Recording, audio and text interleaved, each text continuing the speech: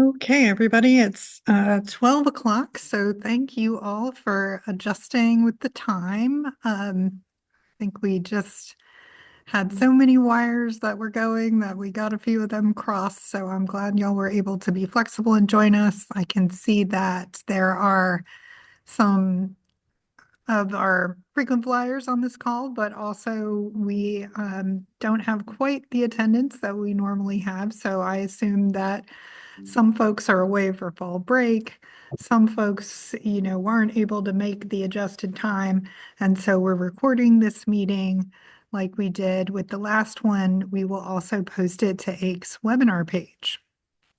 And I am joining you not from my office, but from a beautiful classroom at Auburn University, where we are, AIC is a sponsor for the Alabama Higher Education AI Exchange. This is a follow-up from the AI conference that AIC also sponsored in back in March that was held at UAH, and Auburn has graciously offered to host this one.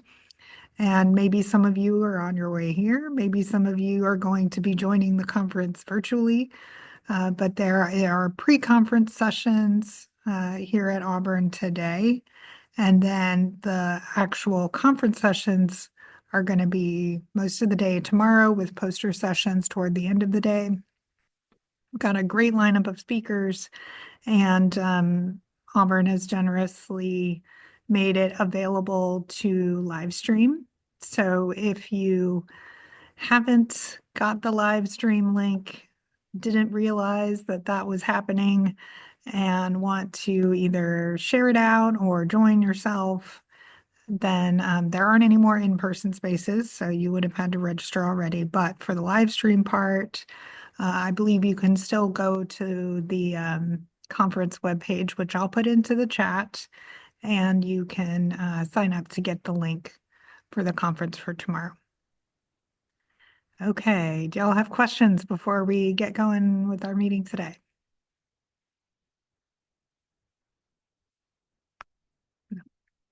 Okay. All right, and Tanja is on her way to Auburn. Thank you, Tanja. We're looking forward to seeing you as well. All right, folks, so I'll put that in the chat, but I will do that while we are going to invite my colleague, LaCarrie Gill, who's here on the call, to talk to you all about the credential registry. I also circulated two documents with the revised calendar invite. One is a hot off the press economic development plan from the state. We'll kind of go through that. We also have a new version of AIC's regional workforce report, and there's an interactive version, which I want to show you all. I'll give you an update on Alabama's transformation of the Department of Workforce, and we'll talk about scheduling our meetings for next year. So we've got a packed agenda here, and as always, hop in with questions when you can, and I'll ask LaCarrie to take it away. Let me make sure she can share her screen because I bet she'll be trying to do that. Yes, ma'am. Thank you. Let me see if I can share my screen here. What we're gonna do. Okay, is it shareable? Do you see it, Robin?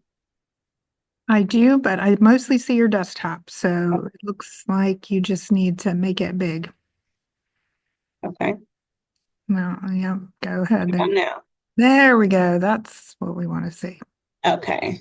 All right, let's do this. Okay, so everyone, my name is LaCarrie Gill. I am the Credential Registry Specialist here at AIC, and I will be sharing with you some information about the Credential Registry that's located in the Alabama Talent Triad. Let's see. Let's go to the next slide here. So here we're going to talk about what the Credential Registry is, and it's the Alabama Talent Triad has been in the making for a few years now since I've been here. I started maybe in 2001, and they were working on it when I came in. I was supposed to just do the updating information for the credential registry. And now that EBSCO has taken over the background of the information that's been imported into the Alabama Talent Triad, we are working with them. We have already given them the skeletal information about every course that we offer here in Alabama. So that is already uploaded into the Talent Triad. And so we're just trying to get more information, more accuracy of details and skills. I mean, the skills about the credentials into the Alabama Talent Triad. So roughly there are about 950,000 credentials across the U.S. And Governor Ivey partnered with Lumina Foundation, partnered with us and the Alabama Workforce Development and other stakeholders to gather information to put in and create the credential registry. And now that that is up and running, we just need help to make sure that the information that's in the data that's in the portal is updated and ready to go for other people to see, the employers to see, the students to see, and different and other people to see what's out there.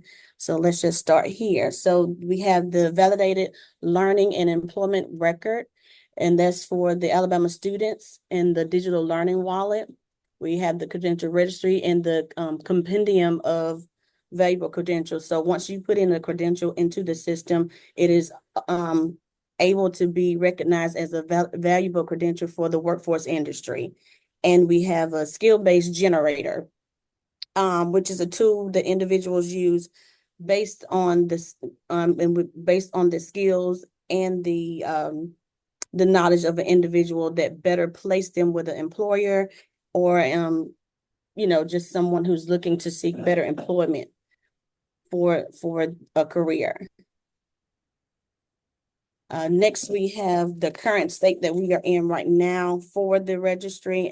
As I said before, that we have partnered with EBSCO, who is doing all the background work for the program inventory, who has already put in the basic data for each course that we have in the program inventory, and just made sure that everything is not published yet. And I'm sorry if I'm talking around. I'm not used to public speaking, but everything is just partnering around what we have in the program inventory already. So we've given them that, and they have placed that into the Talent Triad. So what we need you all to do, or whoever is going to be in place of the project, to go in, ask for login credentials, and make sure that the accuracy of each program and all the data is correct, so we can have that published and ready for individuals to seek, employers and students to seek information. Let's see what else we need. And I quick would clarifying. go ahead. So LaCarrie was talking about the academic program inventory. That's what AIC maintains with your provost offices and AIC liaisons for your 4-credit programs. And what about non-credit programs? Maybe you're going to get to that later. But yes, ma'am. I was going to get to that. We need the non-credit programs input into the system.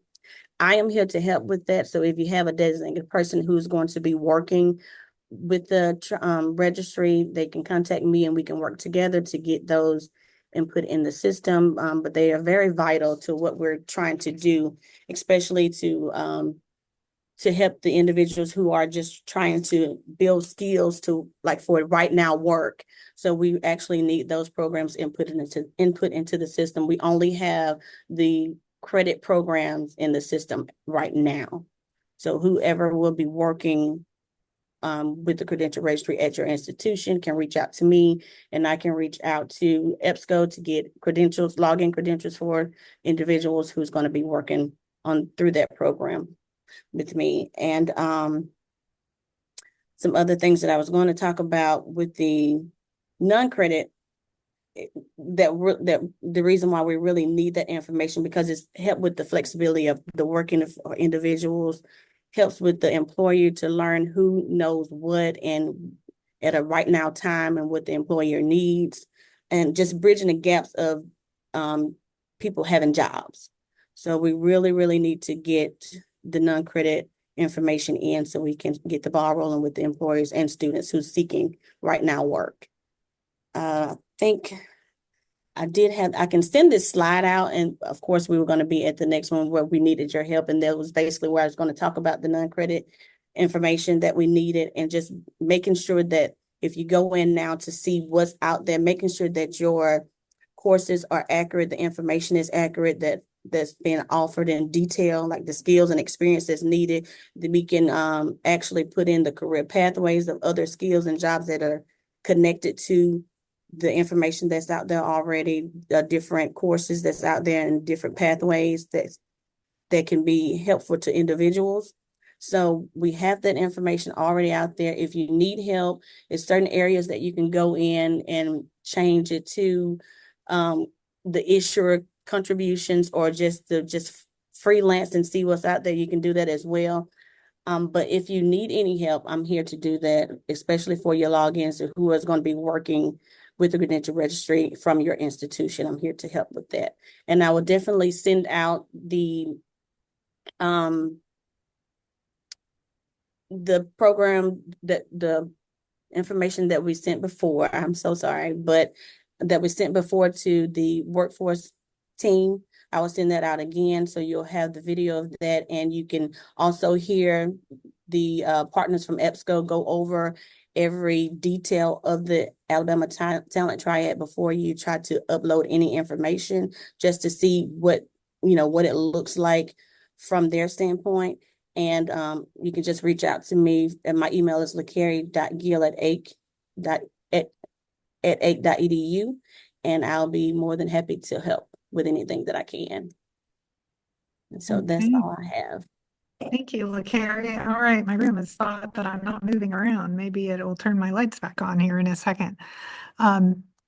So if y'all do have questions, LaCarrie gave you her information. Really, the most important thing that we need is to know who the best contact is at your institutions. And some institutions have already, raised their hand and said, hey, it's me. And it's possible that it's not you, but you are probably much closer to knowing who the right person is than we are. So uh, that's the best next step for us, is to get to the right person. Okay, thanks, LaCarrie. I put a link to the Talent Triad kind of information overview there in the chat in case you need a refresher, and we will, like LaCarrie said, send back out the webinar where we went over some demo information. Okay, so the second thing that I wanted to share with you all is hot off the press, the new statewide economic development strategy that includes talent development components. And I am going to go ahead and share that if I can get my windows going here. All right, so that's the talent triad. So here's our page. Can y'all read it okay? It's hard when it's a PDF to always be able to get it right in the screen. All right, so this initial plan was presented to the governor just last week, and I'm going to try to move it around so that I can make it a little bit bigger because it's pretty tiny. There we go. All right, so we're in a phase of, looking for what are our new kind of priority sectors and indicators. This will help inform economic development strategy through the Department of Commerce, and then some of the individual community strategies, and hopefully produce a coherent plan, or everybody working together, rowing in the same direction. So they did engagement with various sectors. They kind of raised our hand and said, hey, we got to make sure higher ed is involved. And so there was a focus group with the vice presidents of research. Some of your institutions were in on that call. I know that Alabama A&M and Troy University were also involved in doing some of the background research and organization of this document. that I think was put together primarily by McKinsey. The Economic Development Partners of Alabama, EDPA, also very involved. I saw Audrey on here, and so if she wants to add anything, I'm sure she will jump in. And so here's the stakeholders, right? And we've got these kind of different classifications of the way the state is thinking about growth. So catalysts for employment, catalysts for growth, legacy renewals. So that means, some kind of transformation and regional priorities. All right, they've got some beautiful diagrams showing how all of this fits together. So those of you who are familiar with the previous plan, Accelerate Alabama, or the sectors that appeared on EDPA's website, you will see that there is a lot of continuity with the way the state is prioritizing chemical manufacturing, forestry, agriculture, bioscience. Those all were previous part of the previous plan. So too metals and materials, defense. Now mobility includes some of what we would consider advanced manufacturing, the automotive and aerospace. Some of those are also shared with defense. So we've got a kind of commercial transportation, I might call it, versus the more the defense sectors, technology. And then they've reorganized logistics and distribution and also business services to be kind of integral and cross-cutting around these more specific industry sectors. All right. So then there are, examples and suggestions about preparing, pursuing. I assume that there are going to be more specific plans and initiatives that are created around each of these, but this is kind of that overall vision. And I believe there is going to be a follow-up to this that's published in November, I want to say. All right, talent and human capital. We've talked a lot about this in our in this EWT group before, including the work that All in Alabama is doing, that EDPA is doing with Fuel Alabama, that Innovate Alabama is doing, including some of the investments that the state is making. So I think the goal of this is so that everybody sees themselves and the initiatives they're working on as part of this plan. Okay, and that brings us to the end of this document. I put it in the calendar invite, but I'll also make sure that when we send out materials after this meeting that this is in there too. Do y'all have questions?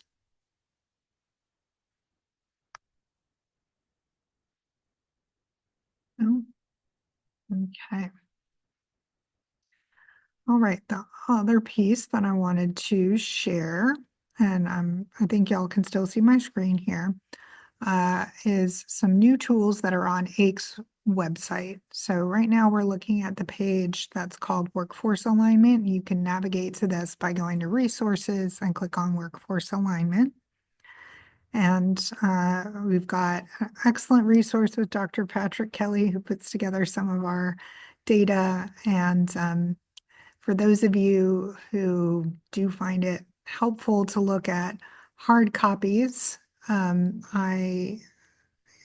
sure you will be glad to print one of these regional profiles. I'm trying to see, thought I had it pulled up, but I must have overwritten it.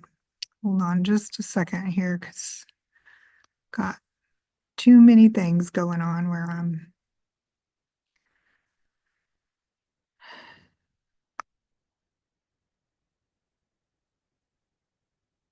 All right, sorry folks. I've got somebody trying to join and then it's all happening all at once. But the regional profiles are posted to that page. I'm gonna start sharing it again. Usually we have an easier time with this, but not in the zone where we typically are. Okay. So what I wanted to show you that is brand new, aside from a new edition of the workforce profiles that I attached to our email, is a dashboard that is interactive. Okay, so you can see across the top, or this is built in Power BI. Across the top are various tabs. Okay, so you can click on any of those. But the data and the color scheme and the way that this looks and feels is similar to the regional profiles that we publish. That's for a reason. It's the same data set, which you all probably know is from the US Census American Community Survey, ACS. That is published on an annual basis, but we use a kind of 5-year rolling average to make sure that there aren't any like hiccups that occur in the data. And we use this data set in order to help us understand Alabama's population by different workforce regions across the state. Okay, so one important thing that you can do on this dashboard is customize it for your particular needs. And you can also screenshot it, use it for presentations. But right now we're looking at educational attainment split out by workforce region just for 25 to 34-year-olds. And you can see that, you know, what we see a lot of red over here. Now, if we click on total, so this will automatically readjust to include all of the age groups from 25 to 64. And some people may say, well, why isn't under 24 included? And that's largely because we know that the traditional college going population is in that 18 to 24 range. And so it really is difficult to fit them into this and show that they are actually progressing in their education. So it's easier to kind of look at attainment for 25 and above. All right. The next chart is labor force participation. This is really particularly of interest for the state's Alabama Workforce Council. And I've got different age groups. We can also click on different genders. Let's go for total. And if we look at, you can see we're looking at all ages 16 and above. This is important for the way that the Workforce Council measures its data. But we can see females are not in the labor force at different rates, somewhat different rates than males. Fewer females are in the labor force. So that is something that we might have predicted based on demographics and parenting cultures and that sort of thing, but we can dig into it. So if we go back to total, we can also see the ways that the population generationally changes within its labor force participation. So 25 to 34-year-olds very strongly in the labor force. And then if we do everybody, yeah, sorry, potentially somebody joining my room, but my lights are off. Hello. Excuse me, I'm sneaking in some paper. Thank you for turning my lights back on. They went off and I couldn't reach them. Wiggle room. All right, the next slide, full-time wages. So on this slide, y'all can all see the different workforce regions again, and you can click on different age groups and compare the way their wages go. All right, did I hear somebody trying to chime in to ask a question? If you did.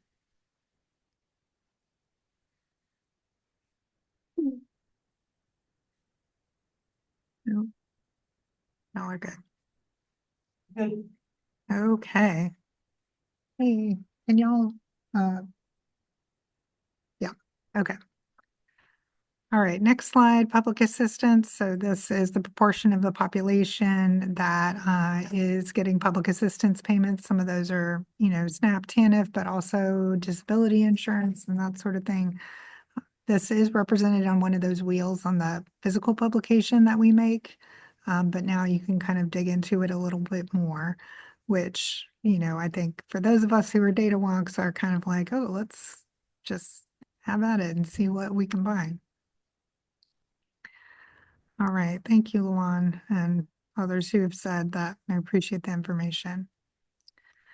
All right, so some overall summaries, and again, you'll probably find that this will correspond to some of the charts that are in that published data set. And then there are some breakdowns within your region. So since Luan chimed in, I'm going to pick on him and say in the West region, these are the different what we call PUMAs, so the different population, 100,000 kind of individuals who are, you need a minimum number of 100,000 in order to do this kind of data disaggregation. So these are those little pockets of people. And then this is the whole region compared with the whole state. So the western part only has 3 of these. Yeah, 3. All right, y'all with me so far? And if you really wanted to get into the wonks section, you can look at the sources and the way that PUMAs are organized. And so our hope is that this tool can help you with your own community-based strategic planning, thinking about ways that your university or your students who are looking for careers or the businesses who are in your area might be part of this whole ecosystem of workforce and economic development, and that these tools will help you do some planning. All right, what questions do y'all have at this point?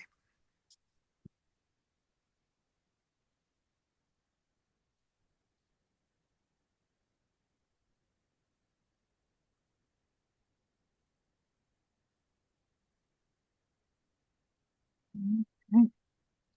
All right, folks. So, like I said, I'll put them in the chat and we'll circulate them.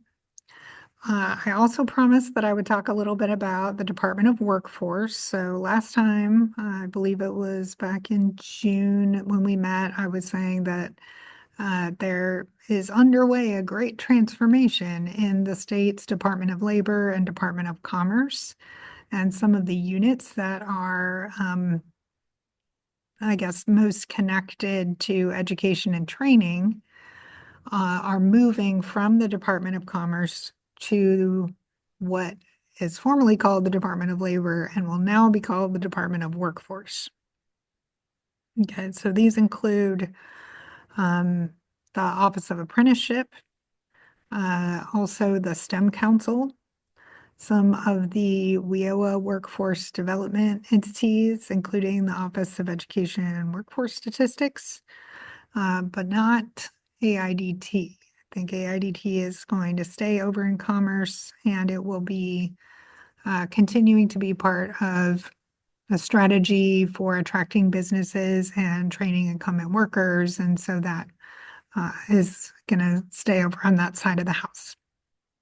Now, in terms of how this transition is working, everybody is still waiting to see. I think I mentioned that the clarity around this will come when the governor's budget proposal is available, because everyone will really be able to see how the money is going to flow between the different entities and which monies are going to go where.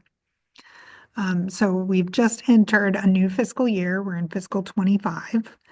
And for fiscal 25, the money is flowing using the same structures that have been in place up to this point. So the STEM Council, for instance, is still under Commerce and Apprenticeship also. And so the funding is for this year going the way they have had it in the past, so that the transition will be easier. Now, for next year's budget, like I said, the funding will move. So that means that over the next year, all of those units that are going to be involved in workforce are going to be organizing themselves and organizing their internal infrastructure to be prepared for a year from now, October 1st, 2025, which is the beginning of fiscal 26. Sorry, I'm trying to be specific, but so many fiscal years and calendar years, but a year from now, be ready for the new structure. I also know that the current Secretary of Labor, Fitzgerald Washington, who we have worked very well with is going to be retiring. I do not believe that it has been announced how that leadership transition in the Department of Workforce now is going to go, who will be appointed, and how the, undersecretaries or deputy secretaries are going to work. And I think everybody is eagerly awaiting clarity on some of those items. All right, what questions do y'all have about that, or insider knowledge? Maybe y'all have something that you know that we don't know.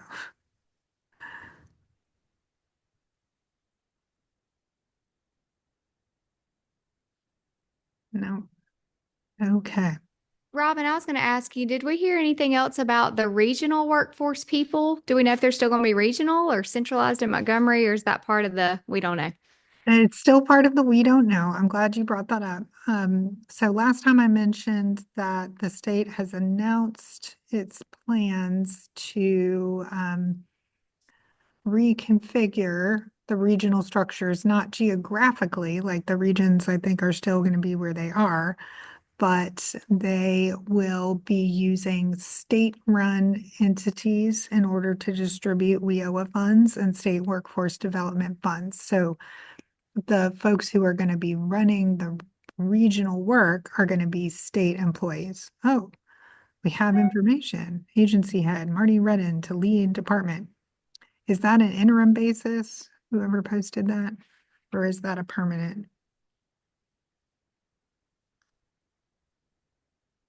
Tina Jones. Anyway, we can all look it up, I guess. So, in terms of the regional people, we don't. Robin, I think it is interim, but I'm not sure. The way Okay. the article reads, the person has delayed retirement to lead the transition.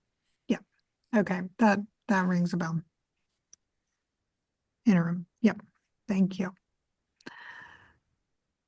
All right. So, like I said, we're expecting about a year runway of this transition so that things are ready to go for October 1, 2025.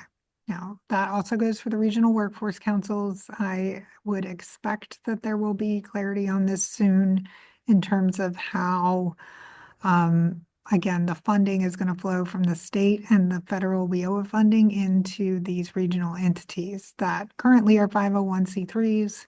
It may be that the 501c3s stick around and are kind of community foundations that support some of the workforce initiatives, but then the state-run entities will receive the government funding. So that's going to be my guess, but I don't know that there's been clarity on that.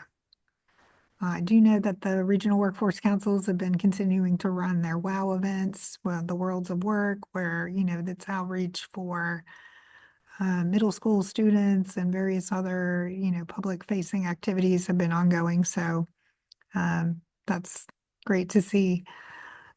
You'll remember that I also mentioned that the previous governing entities, the boards of the Alabama Workforce Council and the WIOA board at the state level, had been kind of dissolved, and then they are being reorganized into the one single Alabama Workforce Board. And that workforce board should start meeting at some point during this fiscal year. So I don't think I've seen the invite come on my calendar yet, but I would expect that there would be at least one meeting before everybody kind of disperses for the holidays.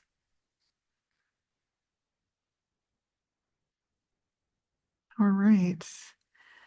More questions, more knowledge that you all want to share?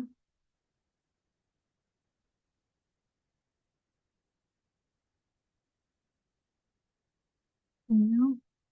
Okay, well, now we've come to that section of our meeting where I want to open up for some partners to share with us and also announcements. And I'm kind of going to put on just a little bee in the bonnet for you, Tina and Luan. I hear that y'all have something going on with Ripen, and maybe you could give us a quick preview of that, and we might be able to have you all talk about it a little bit more at a future meeting. Or Gina, you popped off mute, so maybe it's, anyway, West Alabama. Yeah. LaJuan, we will let him talk about that because he's taking the lead on it. But we'll be happy to share what they are doing with Ripen. Yeah, so maybe just a quick preview because I think we'd love to do a deeper dive at some point. All Mhm. right. Yep. Good. What is this afternoon, everybody? And We're Luan, you using. sound really quiet. Is there, Oh, is that, let's see. That is not normally not me to sound quiet. So can you hear me? I can? Yep. All right, Okay. go ahead. All right. We're using Ripon to introduce students to virtual internship opportunities. They are meeting with different companies from around the world. Really, we've had connections with companies in Canada, and it's going really well. We're trying to engage the rest of the campus and other professors to utilize it in their areas. It's a very good program, and we look forward to sharing some data in the very end. I saw there was something published on UWA's, news page that said you learned about it in this group, which was great that something has spun off out of this group. So thank you. All right. Audrey, I'm going to put you on the spot because I know you, I'm so pleased that you joined us. And I also know that uh, there are exciting things going on at EDPI. So we'd love to hear a little bit. Yeah, sure. Hey, Robin. Thanks for the mic share. There really are. We, like you went over, have had several teammates hard at work in assisting the governor's office, Commerce, and then McKinsey with the state strategic plan. So we're really excited to see that Catalyst has been launched as of last week.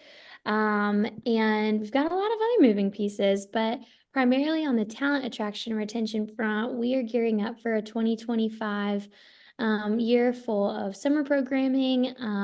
We are hoping to pilot our first school year programming in 2025 in Tuscaloosa as the pilot community. And then beyond that, we're working to poll and survey our database of close to 900 Fuel alumni on how the program has made an impact. We have amazing qualitative data and we've got great anecdotal feedback, but we really want to see how perceptions may have changed through the program. So we're working to deploy that late October, early November, as well as, arrange for some focus groups to supplement. But outside of those things, just kind of trying to tackle what 2025 looks like with enhancements and then, like mentioned, align with the state economic development strategy. So we'll be gearing more of our summit-styled weekend excursions like we've done in the past few years around the focal target industries that the state strategy wants us to hit on. So yeah, lots of moving pieces. But applications, we hope to open for 2025 a month earlier than last year.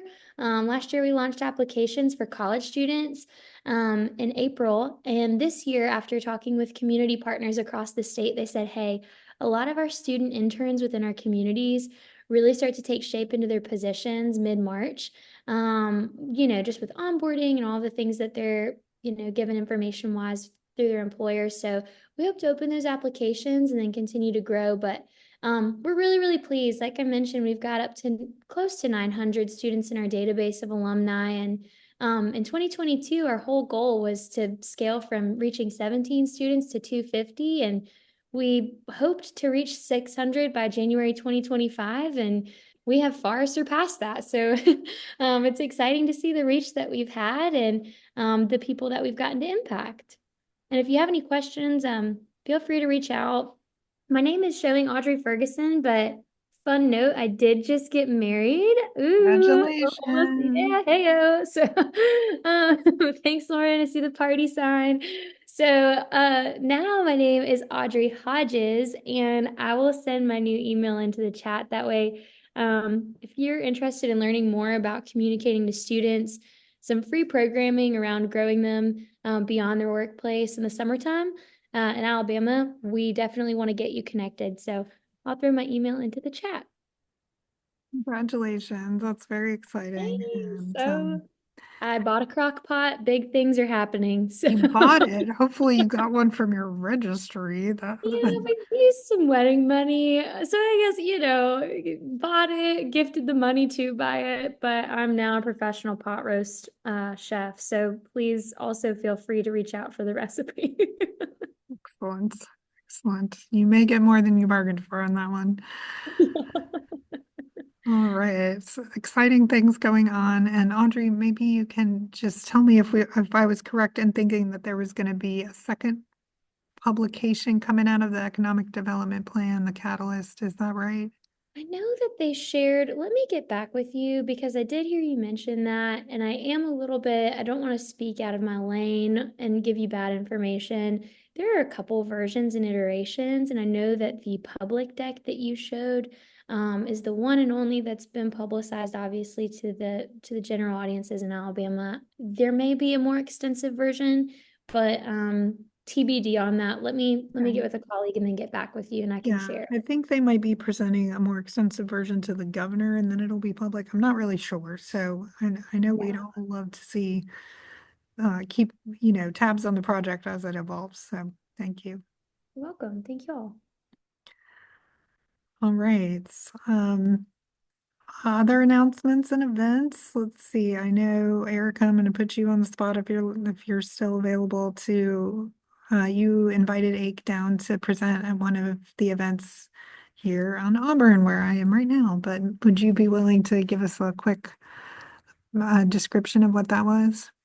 Sure. So September 12th, we had what we call Stay Local, which is a day that we invite all of our local employers. We partner with our state departments, economic development departments, as well as chambers. So we had representation from Huntsville, Birmingham, Montgomery, Mobile, Dothan. I feel Auburn, Opelika. I almost forgot where I live, Auburn, Opelika. And so we worked with our chambers and departments of economic development to help bring employers to campus. We had a lunch where we had both Ake and Fuel representation there. So both Robin and Audrey were there to speak and talked a lot about Fuel. We had some students who are Fuel alumni, who talked with the employers to share more about their stories. We also had faculty and staff engaged in that brunch so that they could hear more about the Alabama experience and what our Fuel alumni are taking away from that experience. And then afterwards, there was an actual career fair in our recreation center where students could come and meet with the local employers or the statewide employers for any type of internship, work-based learning, as well as full-time employment. So it was a rainy day, so we didn't get the turnout that we had hoped for in terms of students. It was one of those really bad storm days, but overall, it was a great event, and we're looking forward to doing it again next fall. And we have some new ways that we're going to entice students to attend, rain or shine. So we're working on what the fall 2025 iteration will look like. Excellent. Yes. And thank you for sharing that on the spot. My colleagues, I wasn't actually able to be there. It was Stephanie Dolan who came down from Ake. She's the one who's leading our All in Alabama work, and I'm glad that she said it was a really exciting event. And that, rain, that's just the nature of the beast during the autumn. It is. That's the one thing we have learned, especially the career fair season. We cannot control the weather. Yes, although the order for the weather this weekend, right now in Auburn, there is not a single cloud in the sky. So some weather god was shining, at least in Yes, part of the country. So it is a beautiful fall day. It feels perfect outside today. mhm. All right. Any other announcements?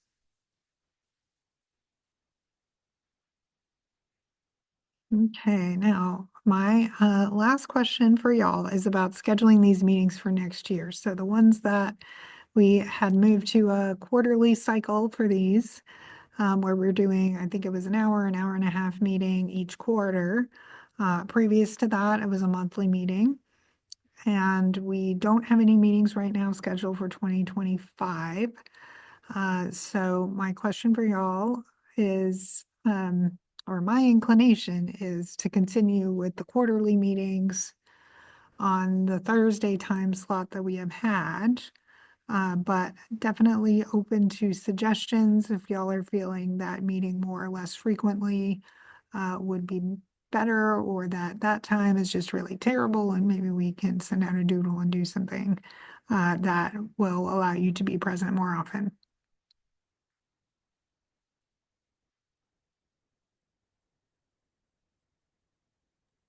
Robin, I'll just put my 2 cents in. I like the scheduling that we have now. And you were right at the beginning of the session to say we typically have more involved. So based on our prior meetings, we usually do have a larger group. I don't know what's going on with things today, but for me, it works well what we've got going now. Okay, thank you. Yeah, and a couple of folks have agreed in the chat that quarterly seems to be a better cadence. And I think the time, except for today, of course, when we had to move it to noon, it was at 11. And so, you know, we'll stick with that unless some other interruption agrees. So, all right, thanks, y'all. I think that's it from us today. We made it in under time, and I'm looking forward to seeing you all here in Auburn at the AI conference if you're joining us. Otherwise, I hope you have a wonderful fall break, rest of your term, and we will see you in the new year for this meeting. I'm sure I'll see you in person or some other way before that. All right. Bye, everybody. Bye-bye.